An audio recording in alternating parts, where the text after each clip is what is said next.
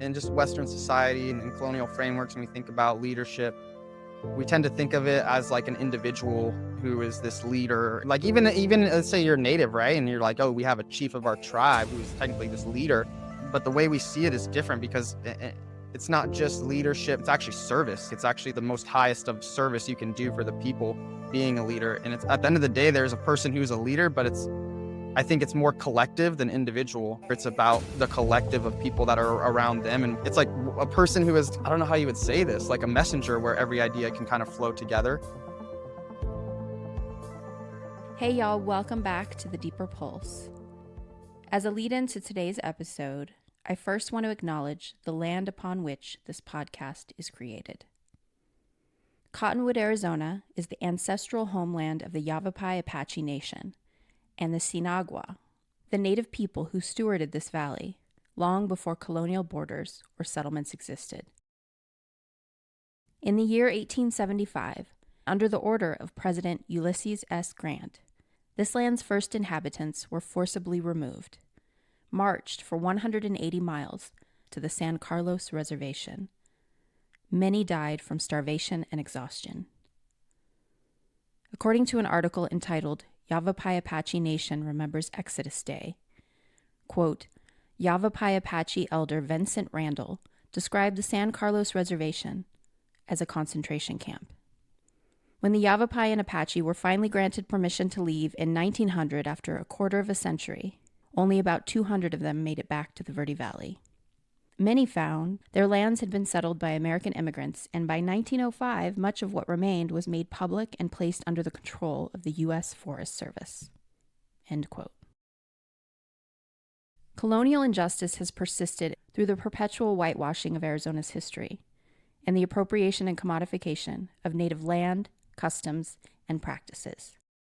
That's why the Deeper Pulse affirms land-back movements that support Indigenous sovereignty, cultural renewal, and the return of stewardship to the people who have always belonged to this land. So I moved to this area unexpectedly during the COVID pandemic, and the town that I live in, Cottonwood, is sometimes referred to as the biggest little town in Arizona, which is fitting because it's really been growing in recent years. And this is a little fun fact for you. Some of the city's growth has to be credited to Maynard James Keenan, lead singer of the popular U.S. rock band, Tool. It may seem pretty far from a culture fit, but those of us who live in this area are well aware of the fact that Maynard is an avid wine lover who has invested heavily in Cottonwood's economy, including his construction of a 7-acre hilltop winery/restaurant that really revitalized the once sleepy heart of Old Town Cottonwood. There's much more to that story, so Google it if you're interested. But random rock stars aside, Cottonwood's economy also benefits from its close proximity to Sedona, which is about a 20-minute drive from here. And over the course of many, many years, gentrification has turned once sacred lands, the gorgeous red rocks of Sedona, into a luxury playground for spiritual tourism. Sedona draws thousands of visitors each year, people seeking spiritual growth, healing, and connection to its vortexes. I've talked about Sedona a few times on the podcast, to more specifically the sordid history of those so-called vortexes in episode 40, if you want to circle back to that. There's a lot there. And on a related note, you might also want to revisit episodes 65 and 66 with Elia Aaron Lennon, which is a 2-part conversation that was created in collaboration with her Indigenous mentors, Anishinaabe elders from the Canadian Great Lakes region. In those 2 episodes, Elia and I deconstruct what it means to own our whiteness and the way in which we perpetuate colonial harm in spirituality and wellness spaces specifically. She and I speak plainly about cultural appropriation, as well as the very real spiritual hunger that drives it.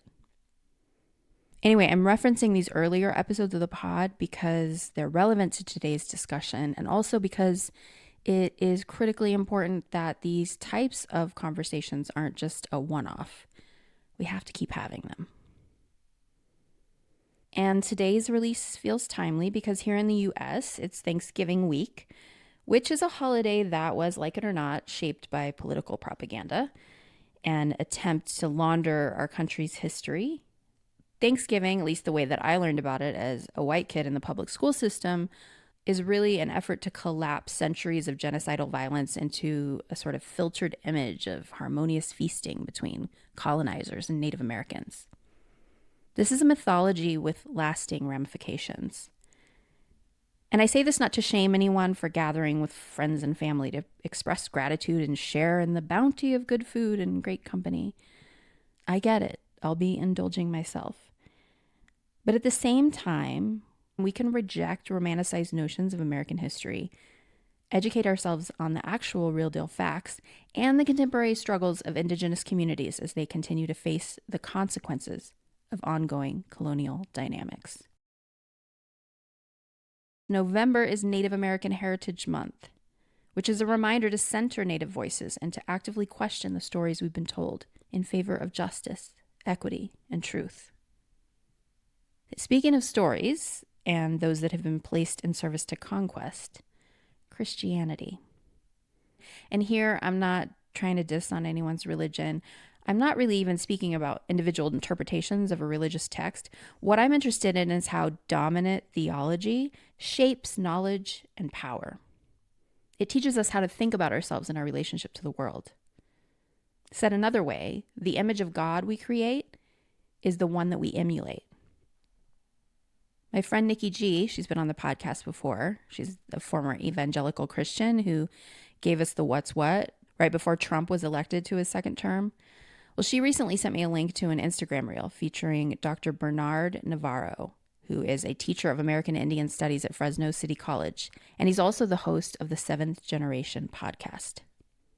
I want to read you some of his words from the transcript of this reel because I love the way that he describes a critical difference between popular Western ideas of Christianity and indigenous spiritual traditions. I think it's highly relevant to today's discussion about leadership. And again, I'm quoting Dr. Navarro. Christianity is built around the idea that you need to be saved. You're powerless without the church, without the priest, without your savior. It's a system that creates the problem, that sells you the cure. And that's brilliant social control. Convince people they're sinful and flawed, then make obedience the way to redemption. And if you can make people afraid to go to hell, you can make them accept anything. Poverty, war, colonization, it's all part of God's plan. But that worldview is not universal. Native people didn't believe the world was a fallen place. There was no original sin, so there's no need for salvation. There was no need for a Messiah or a Savior to come rescue you. The earth and the land around you was sacred, and life itself was a blessing. He continues. Christianity says you're broken. Trust authority and wait for heaven. Native traditions say you're born whole. Take responsibility and care for the land. One teaches dependence on a Savior or a Messiah. The other teaches relationships and interconnectedness with the cosmos. And that's why indigenous worldviews scare colonial systems so much. Indigenous traditions don't fit into that control model. When someone asks the question, have you been saved? We think, from what? One does not need saving from a world that's already sacred. We just need to work to find the balance within this world, something that unfortunately Christianity and colonial systems sought to destroy. Thank you to Dr. Navarro. Those are just a few excerpts from a much longer video that I really recommend watching from beginning to end. I'm going to link to it in the show notes. And I share his words to underscore how our ideas about leadership are shaped by the cultures we occupy. How we embody, yield to, and or resist leadership is informed by the stories we know best, whether we identify with an organized religion or not. And what we're seeing now, perhaps more than ever, is that capitalistic imperialist leadership models work really great for a dominant few, but that they are a perversion of social duty that sacrifices the vast majority of people for the sake of financial or political gain. But leadership doesn't have to be about self-aggrandizement, profits, or shareholder value. It can be something else. It can be a shared embodiment of care and curiosity, a dogged commitment to meaningful results, sometimes results that we might not even get to see in our short lifetimes. but results worth reaching for nonetheless. Today, my guest is Wyatt Kelly. Wyatt and I are both graduate students at Arizona State University, pursuing a Master's of Science in Organizational Leadership. It's an online program, and I've made some extra effort to get to know Wyatt, not only because I'm drawn to the way that his mind works, but because of the unbridled hope that he embodies and actualizes in the work that he does every single day. Blending the forward-thinking optimism of youth with the synergistic potency of collectivism and relational guidance. It's an approach that I think right now especially, we could all benefit from learning more about. Wyatt Kelly is a young Apache man, a dedicated advocate, creative, and organizer, deeply rooted in community health and well-being. He currently works for the California Consortium for Urban Indian Health. His efforts span across urban and rural Indian country, with a focus on equity, healing, and Indigenous self-determination. Whether leading statewide public health initiatives, advising on policy, or contributing to research, Wyatt weaves together traditional knowledge and modern innovation to uplift Native communities. He currently serves as a statewide manager, trusted advisor to the state of California, and collaborator on numerous Native-led projects and initiatives. Guided by the principle of acting for the next 7 generations, Wyatt is committed to transforming systems, centering Native voices, and helping build a future rooted in sovereignty, strength, and community well-being. Here's my conversation with Wyatt Kelly.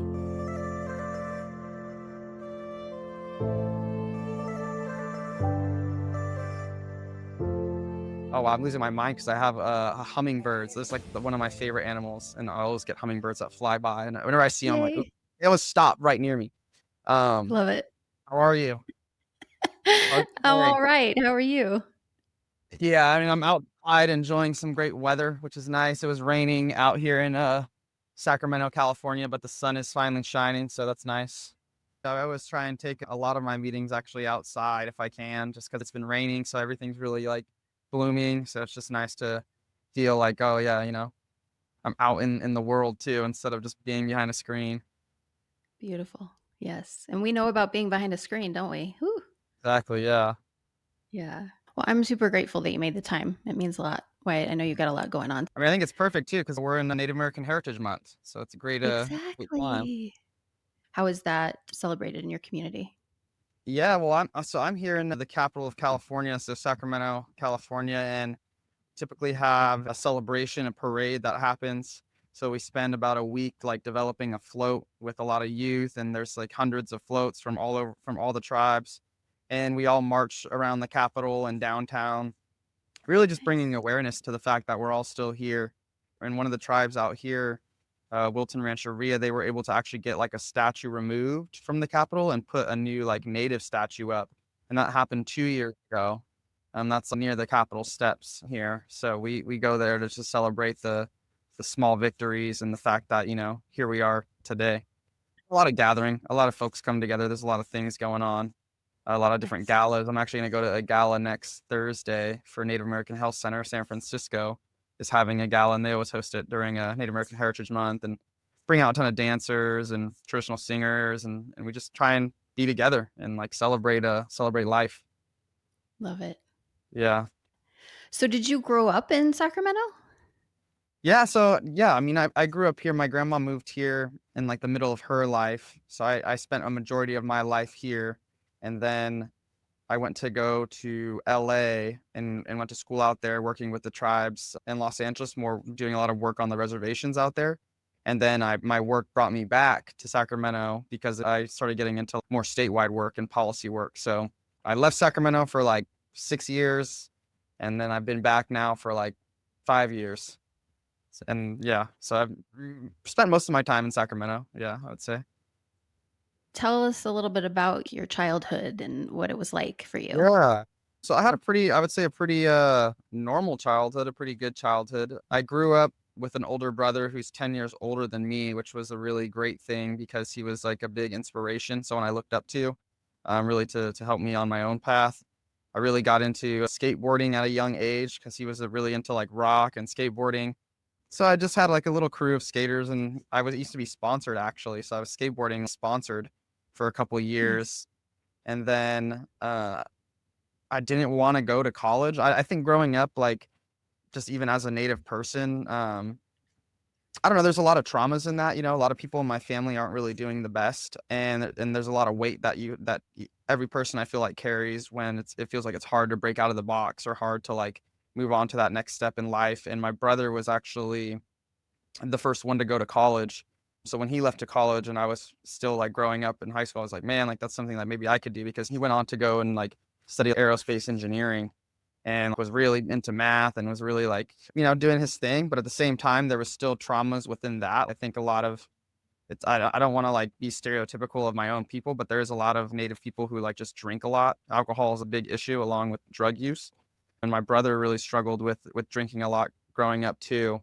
So I had like a sort of like intertwined trauma of, oh, I can do great things, but there's also like all this other weight that things happen. And I don't know. Yeah, it was interesting seeing that. But then when he moved away to school, he ended up moving away out of the state, and I kind of started going in my own path. And I don't know. I was just kind of in a phase of life where I was like, I really don't. I started being a sushi chef. I started working at this Japanese restaurant, and it was really great. And I fell in love with the people there, and just it was like the first time I felt in my life that I had like met a group of people that I felt really connected to in that way. So I didn't want to leave there. And I remember I was working there for a couple years, and I didn't want to go to college. And my brother was already doing his thing, and my mom had given me an ultimatum and was like, you're either going to go to school or you have to leave this house. You have so much more potential to do things for the community, for you, for the family. So then I was like, yeah, that's true. So then I ended up going to college, and I got a scholarship from San Manuel tribe out in the Riverside area.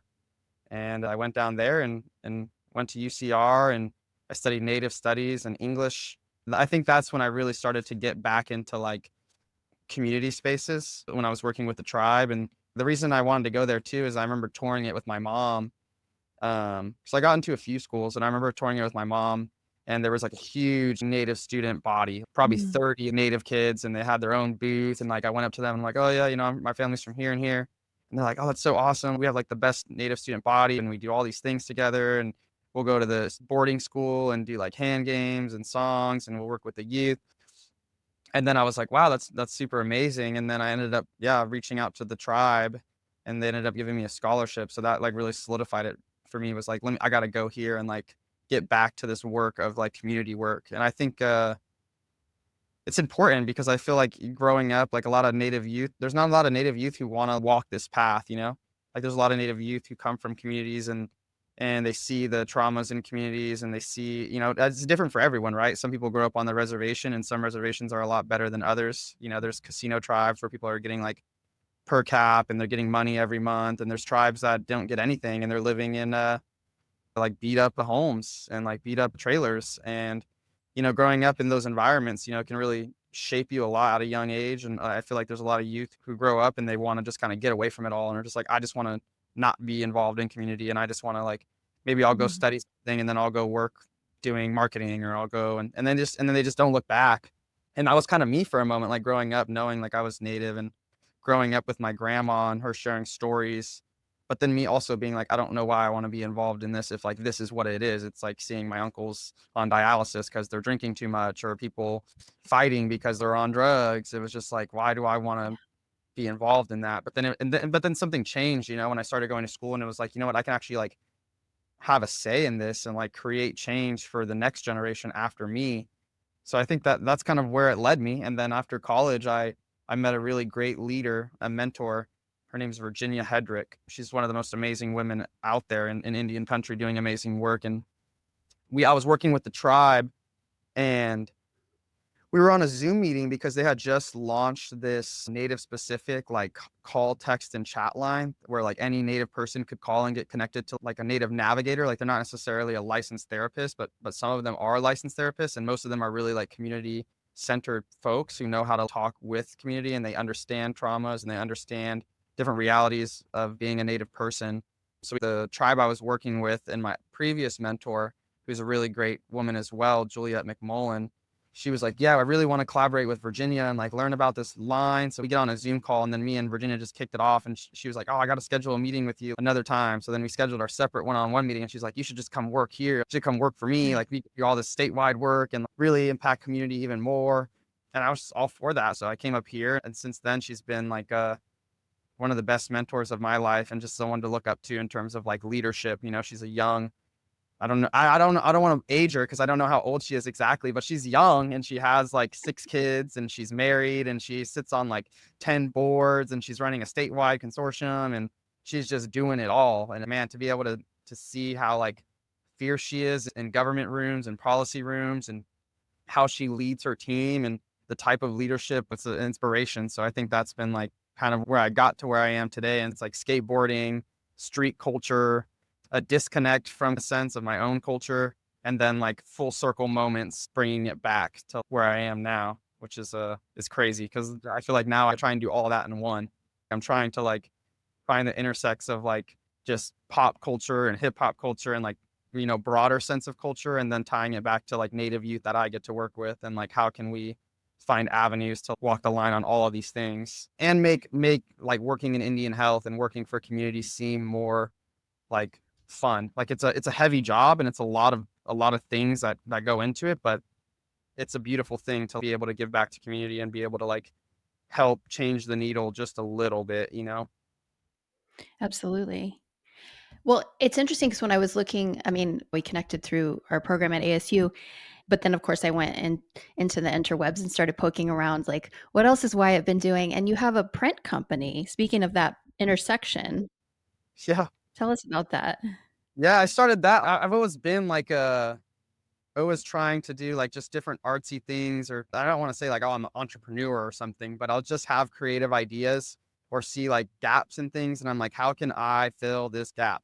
And I realized like a lot of these organizations that I was working with, we were all like, oh, we got to print materials for this event we're having, or we're having this parade and we need to do like, you know, make these shirts.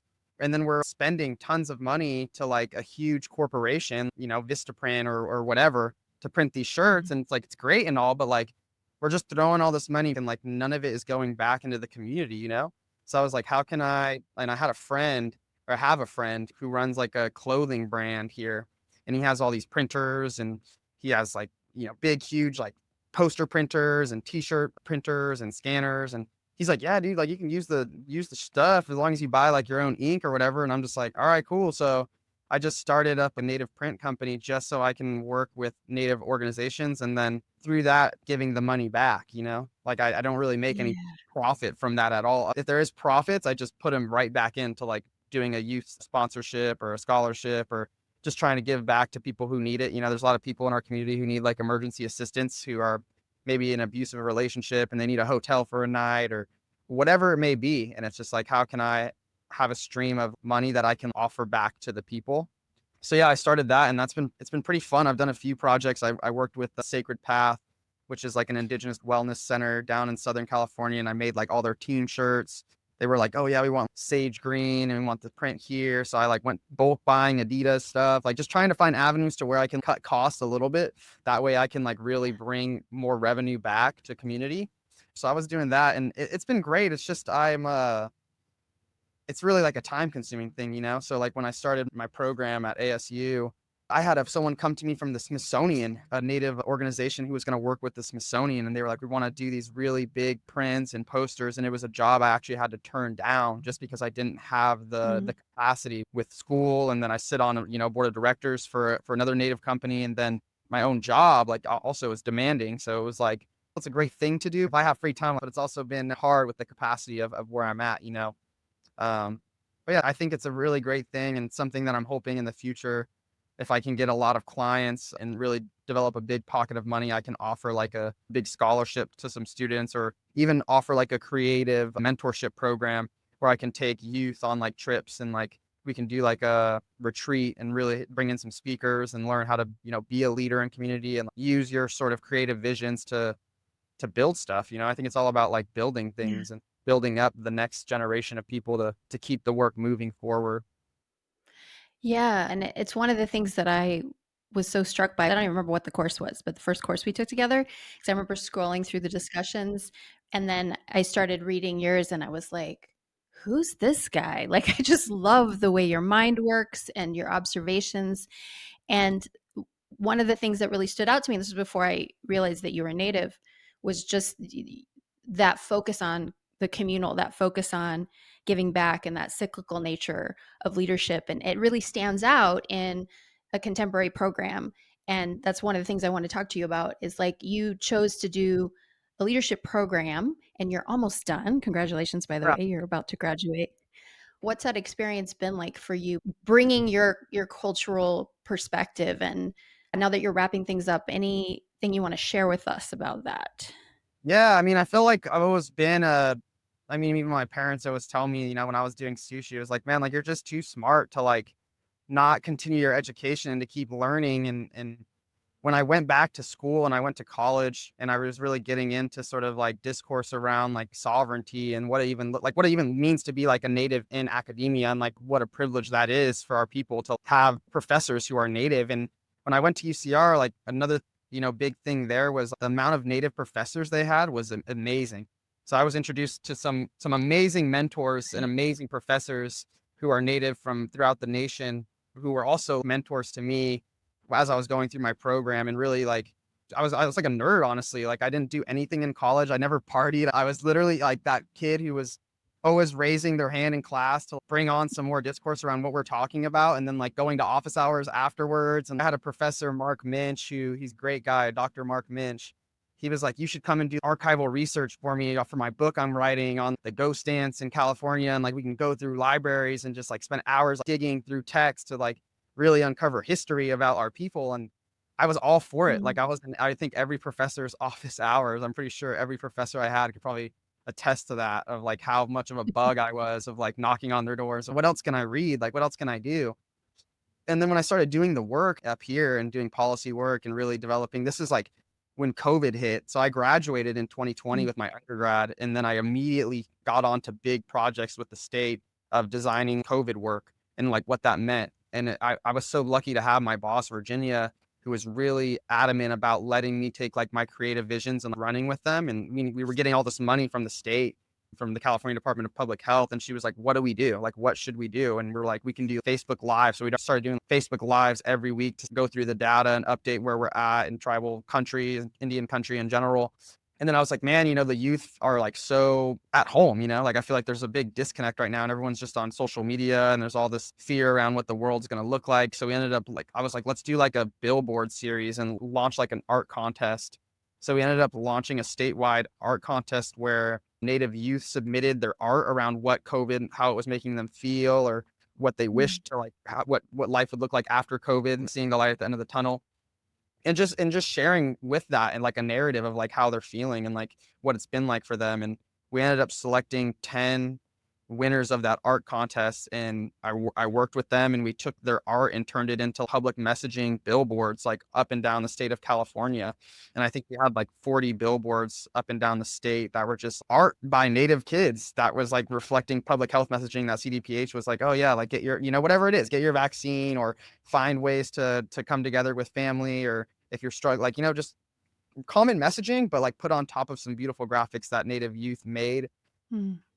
And that was a beautiful thing because one of the Native youth who did the billboard, they're from Oklahoma, from a tribe out in Oklahoma. I think they were Chickasaw, and their tribe actually saw it on the news, and they were like, "Wow, like that's amazing!" And this is like an 8-year-old, and they actually flew her and her family back out to their homelands to talk about what that was like to be an 8-year-old working on a billboard and being involved in trying to make things better for your community in such a hectic time. Mm. So I'm all here caught up in all this work, and I'm, creatively flowing and like watching all these great things happen. And then my CEO was like, man, you should really think about going back to school after COVID. And, once this work kind of slows out a little bit, and like maybe you can like think about doing that, and I'd be happy to support you in whatever that looks like if you need an extra day off per week or whatever it is. Mhm. And then I met another one of our health clinics. He's a CEO of a health clinic out in Bakersfield, and he actually got his master's in organizational leadership. And he was like, yeah, like I really recommend you doing that because it's going to really teach you how to move on to that next step too in your own leadership. And I was just like, yeah, I got to do it. It took me some years to finally say, like, let me apply and do it. But I'm really happy I did because I feel like it brought me back into a headspace of thinking in a growth mindset too for myself. Because it's a lot different when you're in an academic setting and you're getting materials to read and you're getting to examine different perspectives too.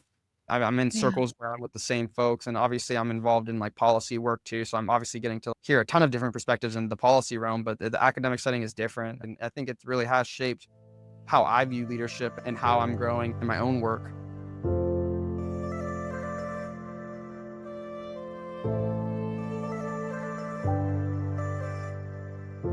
I'm wondering, because you have this applied experience in an organization, and a lot of academic learning can be a little theoretical.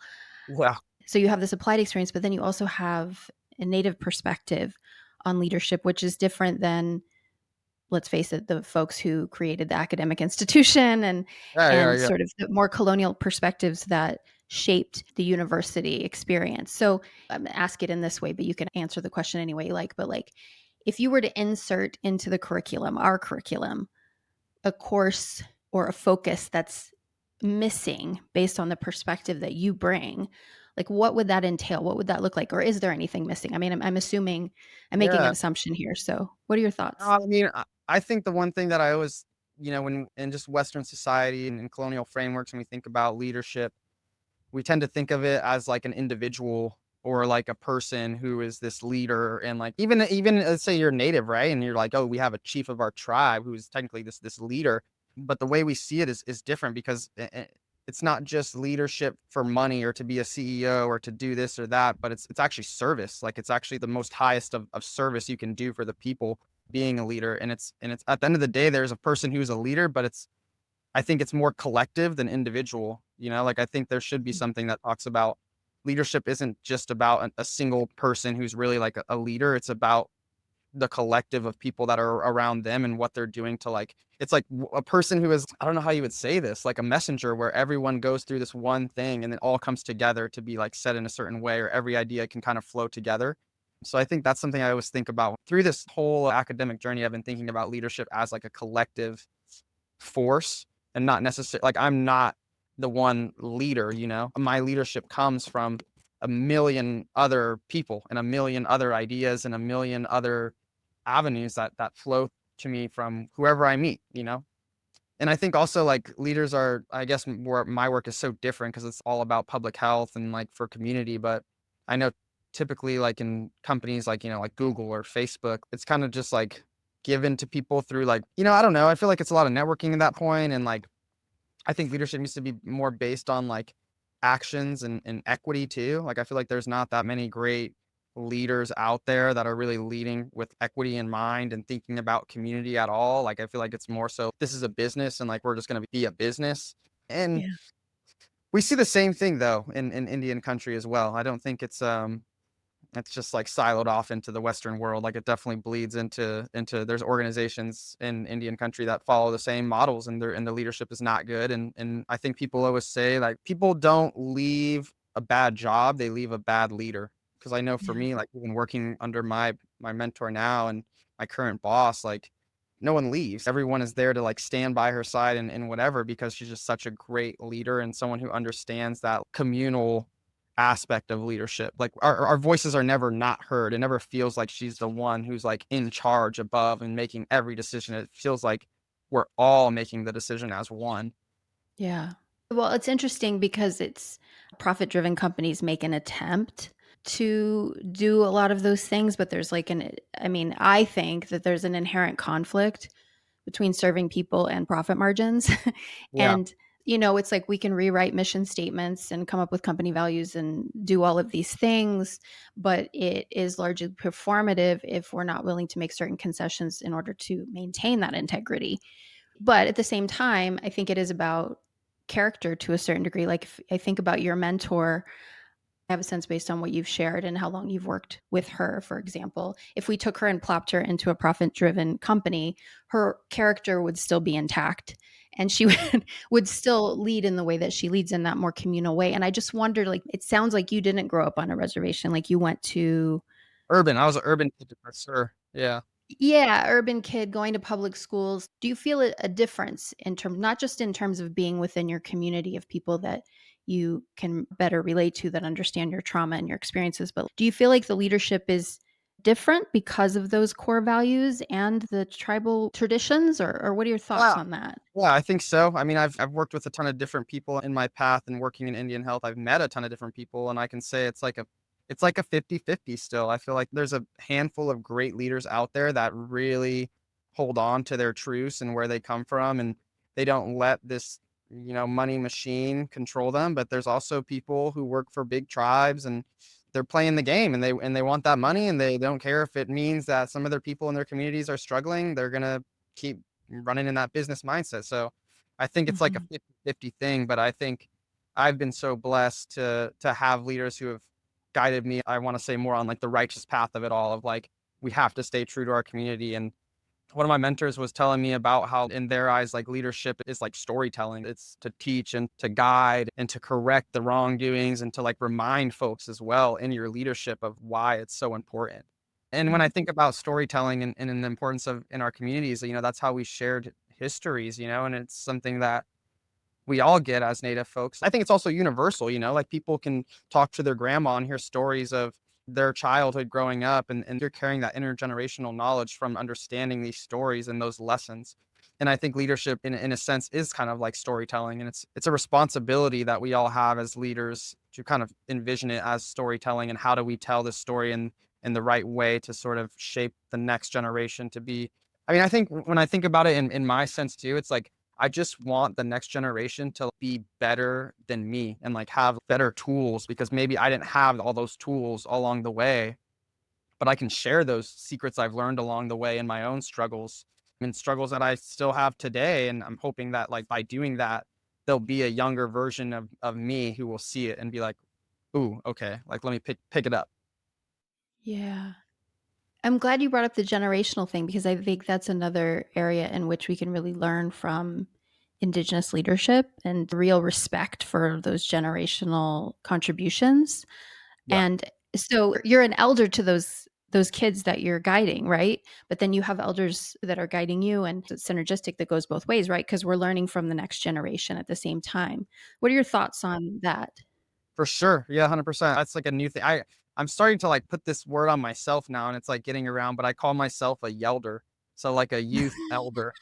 And it's great. Yelder. I'm like, I'll go into rooms, and sometimes I'm in the room and they're like, this young man, this youth right here. And then I'll go into rooms with like kids, and they'll be like, oh, you're like unks, bro. Like you're uncle, bro. Like you're like, and it's just like an interesting, like right in the middle of, I'm right on that line of like, I'm still a youth, but I'm still like on my way to being an elder. So, Right.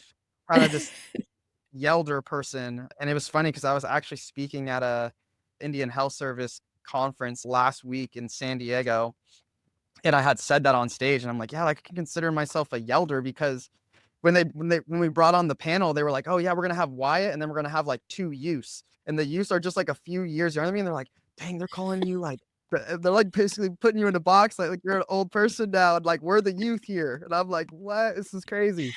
I had to like let them know, like, hey, like I'm still kind of a youth, so like Yeah. don't age me too quick now. Um, Right? but yeah, it's definitely a interchanging thing, because I feel like I'm constantly like giving me all this slang. Like they were saying something about my outfit, and they were like, "Oh yeah, man, like you stay trim," and I'm like, "What does that even mean, staying trim?" But like I'm getting all this like new lingo from the youth today, and then like I think the one thing about it too is like really building that trust relationship for them to know I want to help them in the best ways possible, and then they can joke around with me and be themselves and not have to feel like, oh, why it's this like older person that I can't relate to. It's more Right. so like I can share like my ideas and share like what I think about the world, because like he's just gonna listen and like help me out. And sometimes it's just listening. Like sometimes I feel like when I work with the youth, I try and just listen and take Mhm. it in. And maybe I don't have the words to say right on the spot, or like maybe if it has to come down to advice of like what I think about it, like I try and just like give myself time to like think about where the youth are today in today's world, because it's so different growing up, right? Like from Yeah. even when I was growing up, like I remember when the first iPhone came out, and like now it's like there's kids who are growing up with an iPhone at 5 years old, and they're like reading stuff and learning Right. stuff. Like just a different world that I don't ever like to think that I know a lot of things. Like I like to think that everything, like I can always learn from every single person I meet, no Mm, matter. So I think there is that exchange of like I'm able to share my struggles and maybe things that I had to work through. And then I can hear like what youth are struggling with today or what they're creatively thinking about. And I'm trying to find like the bridges of that. Oh, if you have this idea mm, for like what tools do I know that I can help, or like who do I know even in my network that I can connect you with to help you build something.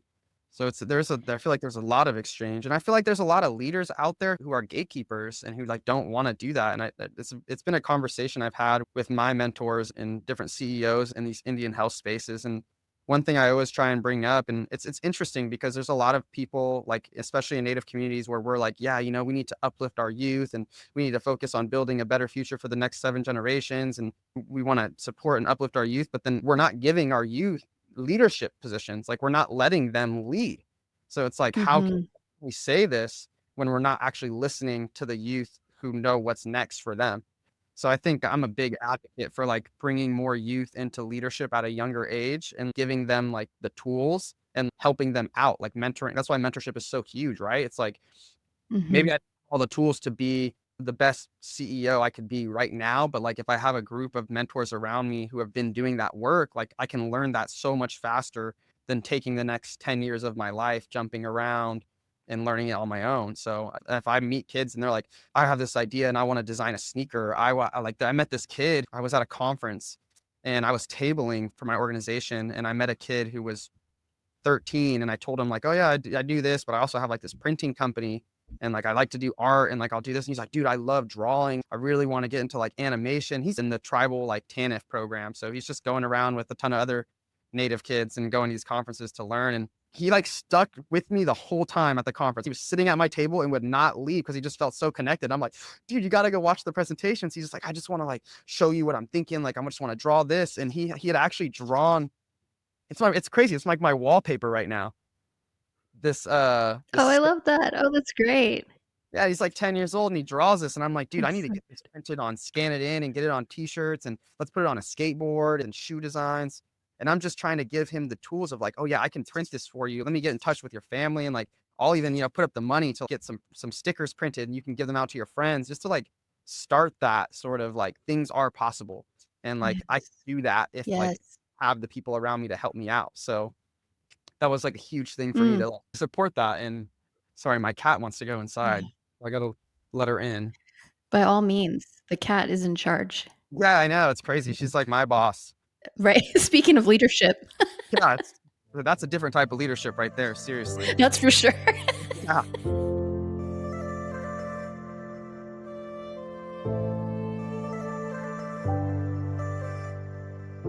As I listen to you describing all these different facets of how you do leadership, how you conceive of it, how you've experienced it, how just relational it is, humility is really coming through.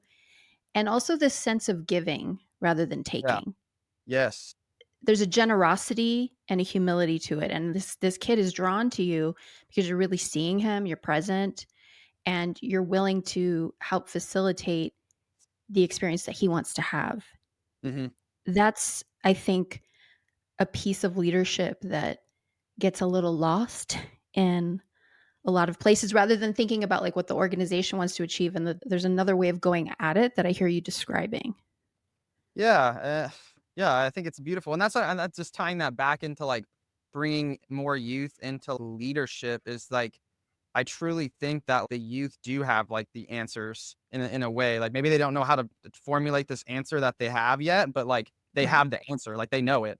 So, half the time, I really just believe in the youth, and I believe they know what is best for their generation. And I just try and guide through my own struggles in life too. I'm not a perfect person. I've struggled with addiction. I've struggled with depression and like just drinking too much and like going through my own ups and downs in life. And I try and just share that so the youth feel like they're not alone. Cause I feel like there's a lot of, I don't know, there's so much like stigma around just like not being okay.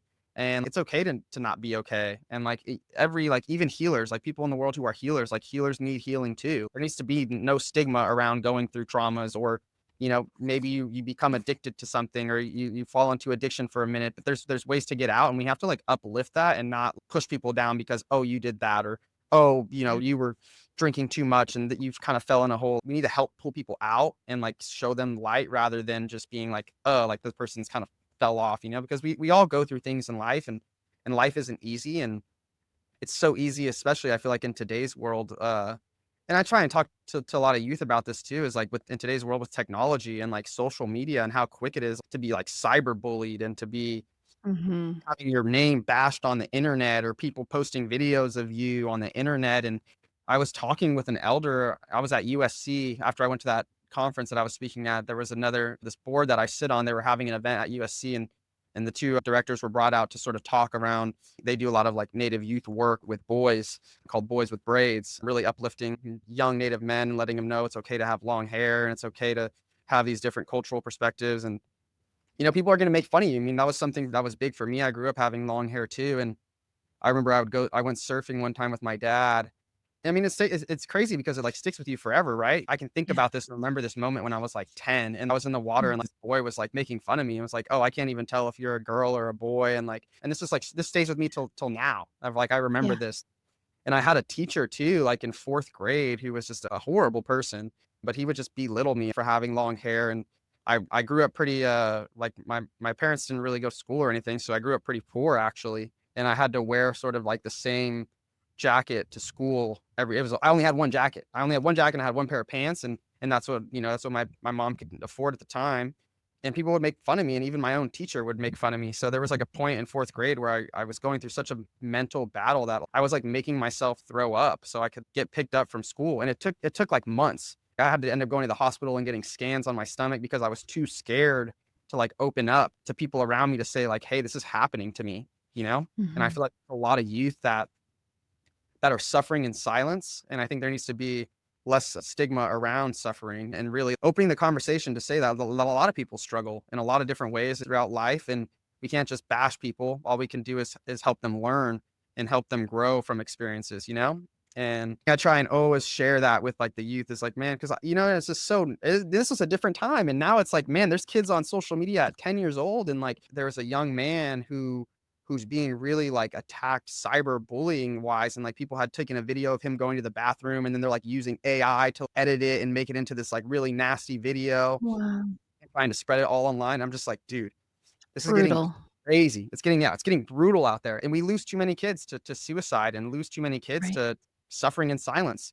We need to open that conversation up and say it's okay. Like, and don't let this online shit just affect you like that. I think the youth, we need to build stronger youth mentally too, because it's going to get crazier and crazier as this AI Yeah. gets crazy and, people are hacking people and posting your messages and your snap chats or whatever people are doing. And it's like, we got to stay strong and realize like this internet stuff it's just all noise on the internet.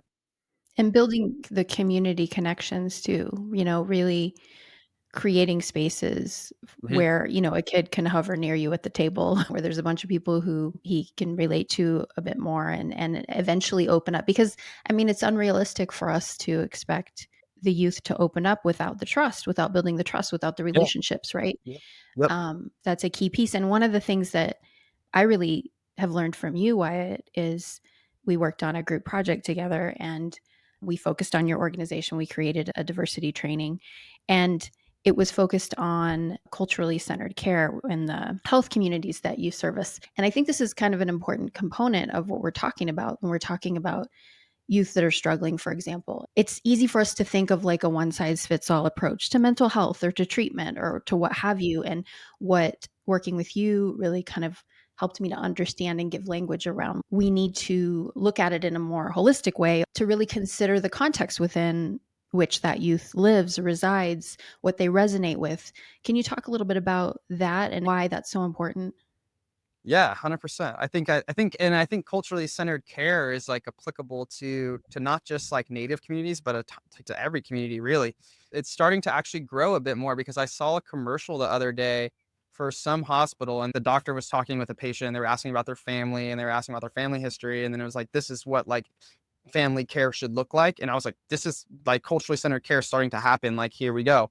Because it's about understanding your family, understanding where people come from and their own traumas. I think that's like the biggest thing. And when I think back to that story I shared about like my fourth grade self, like I didn't have that culturally centered care model to have someone ask me about my traumas, or like there wasn't this understanding that, oh, this is a native kid who doesn't come from a lot of money, who maybe doesn't have the family support he needs to like open up about something, or whatever it is I'm going through.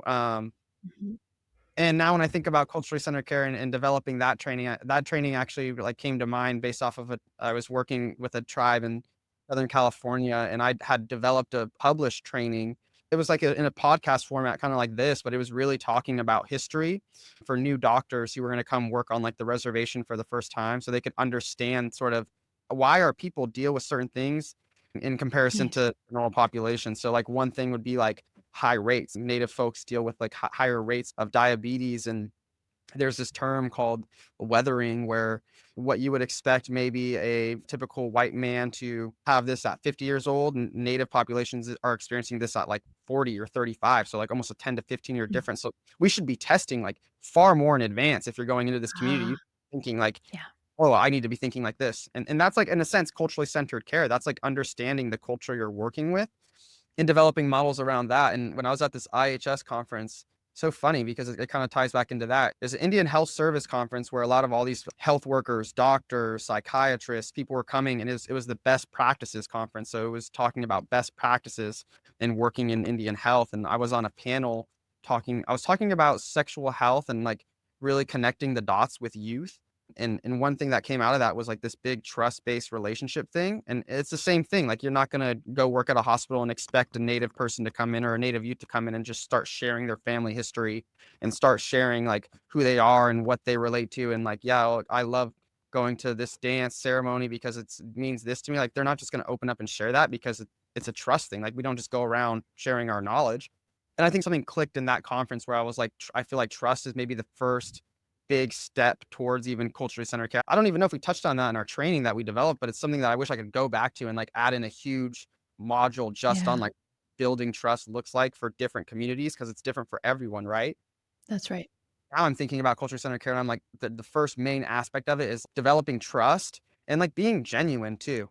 And I talked about this at the Yeah. conference, was like, there'll be a lot of great doctors who will come and work on a reservation or will come and work in Indian health, and they just do it to get their like medical loans forgiven. They'll work on the reservation for 5 years, and they'll start to build these relationships, and like naturally they'll start to sort of gain some trust here and there with the community, but then they just like leave.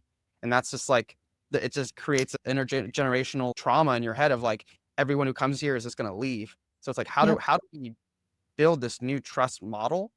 And I think that all relates to culturally centered care, what it means for like native folks. But I'm sort of trying to think more broad around like culturally centered care in like any avenue. But I know like in our community, I know in our training we talked a lot about like sharing songs and storytelling, and traditional medicine is huge. Like I think for our people, like even just on a bad day, or you have some bad energy, or you go through an anxiety attack, or something hits you really hard one day, we'll have relatives come out and burn some medicine for you, whatever that is from whatever your tribe, maybe it's white sage, Mhm. maybe wheatgrass, maybe it's cedar, and we'll burn and we'll sing a song and get that traditional spiritual healing.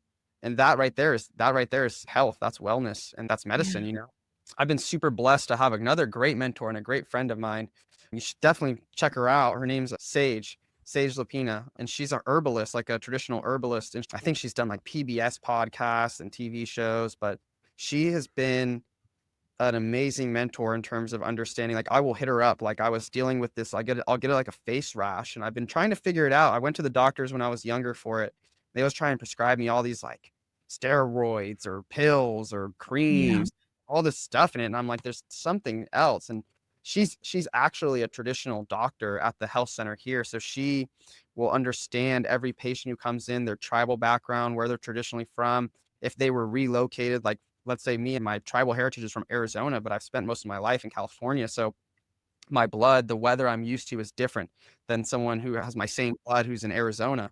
So she'll take all this into account and think about what traditional medicines were in that area that your people would have used and what your blood would really relate to. And like I had a really bad rash, and I'm not even doing the medicine that she told me to use right now, so I'm getting it back, but she was like, "Oh, you need this herb with this, and then make ice cubes, and then ice your face with this, and then take this." And I was doing all these things, and it went away in like 3 days. And I texted her, and Nice. I was like, "Man, that was amazing, Sage." And she's just like one of those who understands the medicine that this world has to offer, this outside space we're in. And that right there is culturally centered care too for our people, you know? Like instead of going to a doctor and being prescribed all these pain pills or these drugs, like what traditional medicines are out there that you can use to like heal yourself. And we need more doctors like that. There needs to be more people like Sage in the world for real.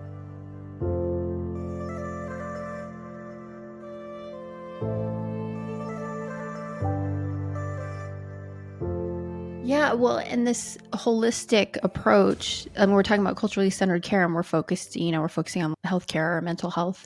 But if we sort of zoom out even more, the course that we took together, leading diverse teams, and we were talking about supporting diversity in general, and really sort of having a culturally centered, holistic approach to anything, right? Any organization that you work in, to even like how a team meeting functions and the way that people speak up or don't speak up. There can be considerations around the culture someone grew up in, or there can be class differentials in terms of socioeconomics that are playing out. I mean, I came from a very low income family where I didn't speak up just because of that, right? there's Yeah, there's 100%. gender, race, there's spirituality, there's so many things, so many facets of it. And I think what I hear you saying is really taking the time to build a relationship so you can learn about those different things and understand that the way that we lead kind of varies based on the relationship, right? Yeah.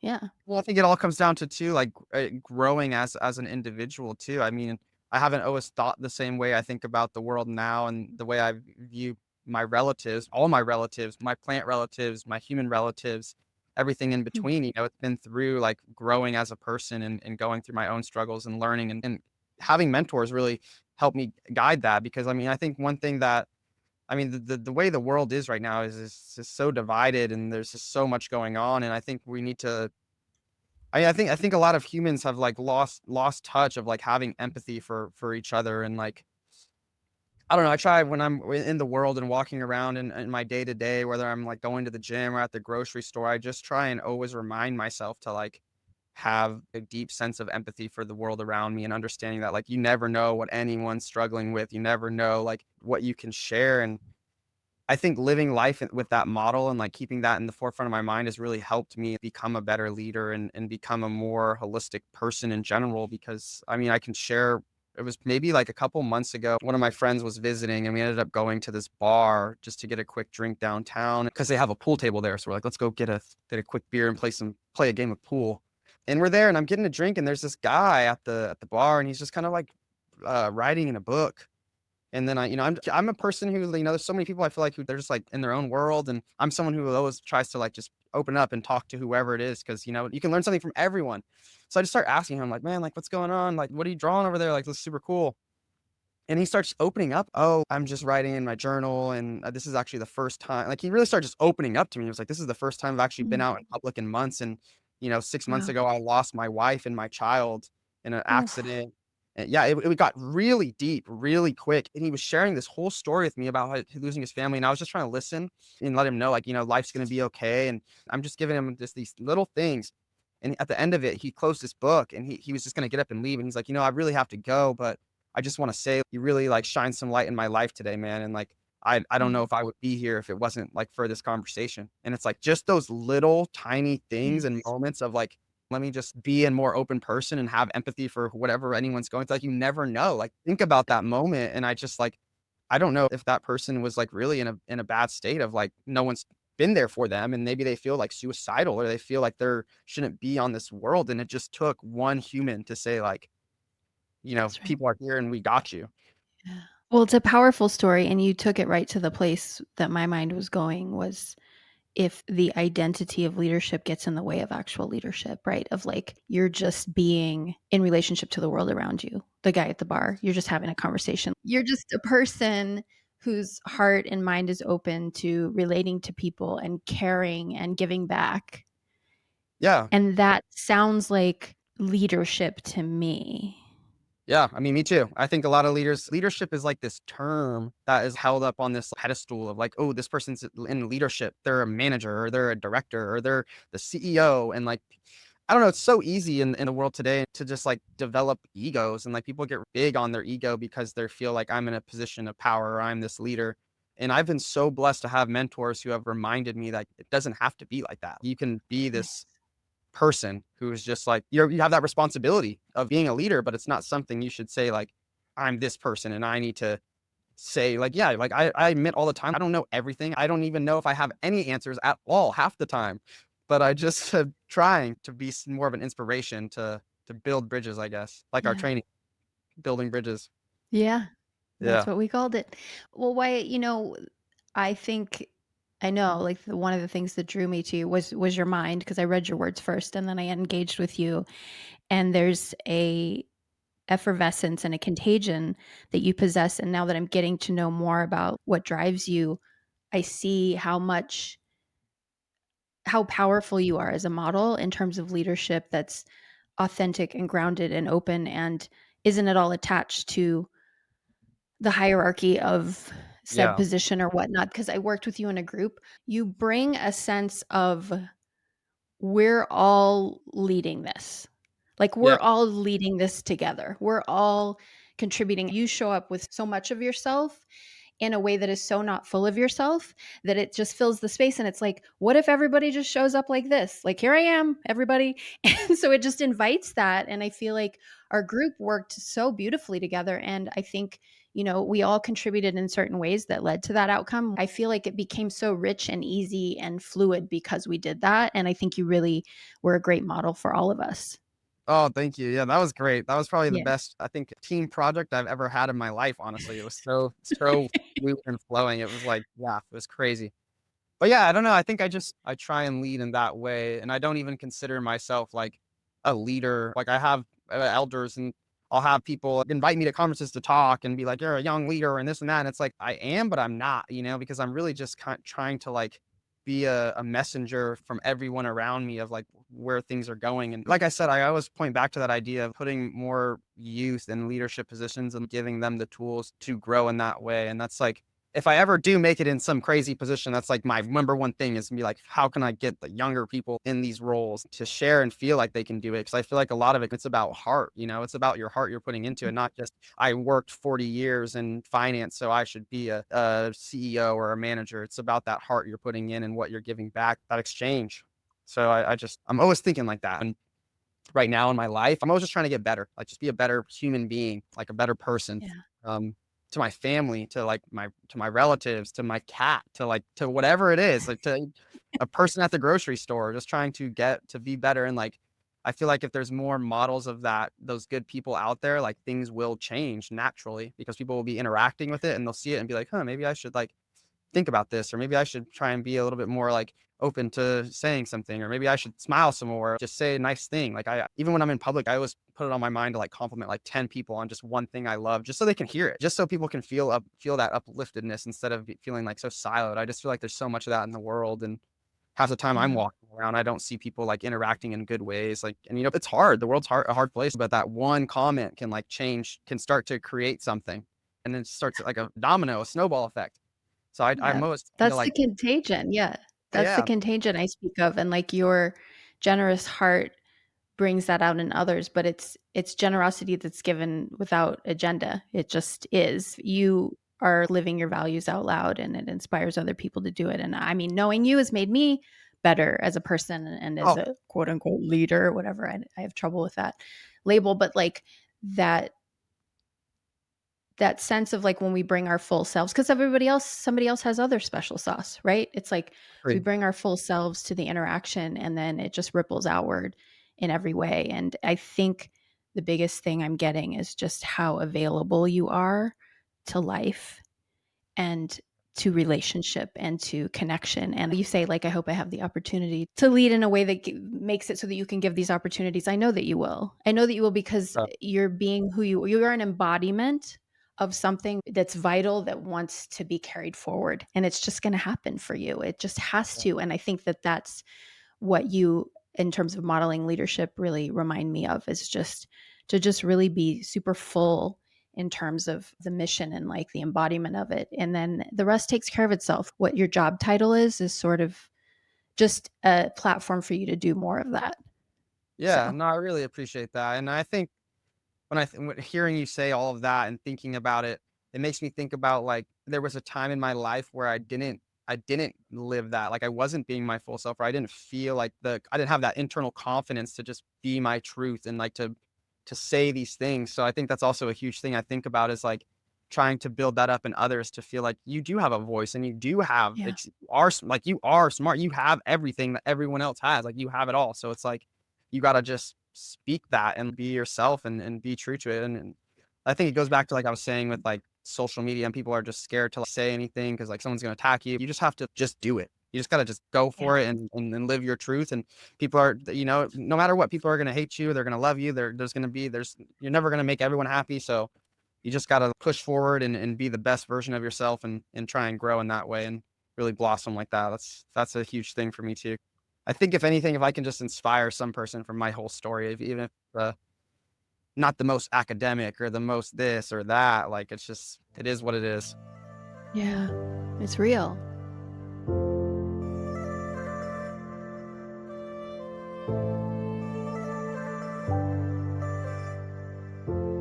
So it's Native Heritage Month, and we want to celebrate with you, with all of you, in ways that are honoring. And what can we do, if not just this month, but like in general, to celebrate and support Native perspectives? What would you say to those of us who are outside of your communities? What do we need to know?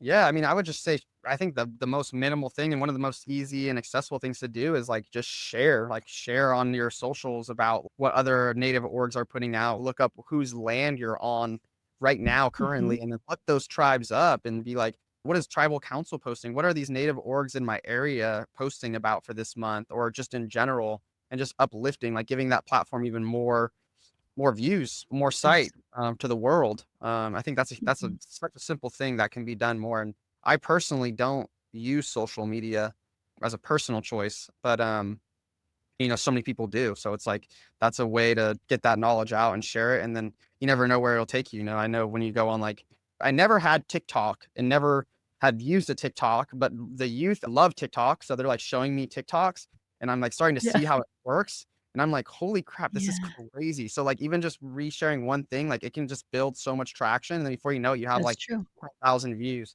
That's So I true. think that's the biggest thing is probably just sharing it and just uplifting native organizations too and the people doing the work. I mean, even just you giving me this opportunity to share space and to share a little bit on my own personal story and get this podcast out on whatever platforms you share it on is like that's a Mhm. huge thing right there. You know, hopefully people can take this and maybe go look into some of the folks I mentioned and look into the work they're doing and what's happening. And I think that's a big thing is just giving us that platform to share and uplifting those who are sharing too.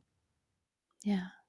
Well, it's an honor to platform you. Anytime you want to come back, I'm happy to talk Sure. about anything.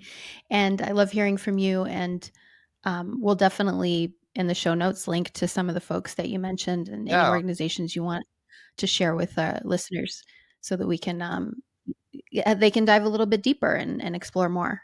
100%. And I think people can go look into these folks and learn something, you know, amazing from each and every one of them. And I'm just so blessed to have been like come across paths of people who have really like even you like have helped me out in this. It's amazing what we can create together, just uplifting good work. It's amazing. It's so beautiful. So I can't thank you That's enough right. for like bringing me on, and I hope everyone who listens, like they'll look into the show notes and go explore a bit more and check out the work we're doing, the work I'm doing, and the work that everyone's really doing.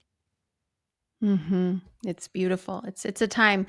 It's a time for cross-cultural, collaborative coming together more than ever. I feel like it's just more important than ever. And so this conversation has been such a gift to me, and I've enjoyed every second of it. Oh, thank you. It's been amazing. I've love, blessing. Thanks to Wyatt and to you for tuning in. If, in recognition of Native American Heritage Month, you would like to learn more about Wyatt's work and even make a donation, you can learn more in the show notes. You'll also find links to the other resources that we mentioned in this episode. And in general, let's continue to center and celebrate Indigenous perspectives, not just this month, but every day. I'll see you next time.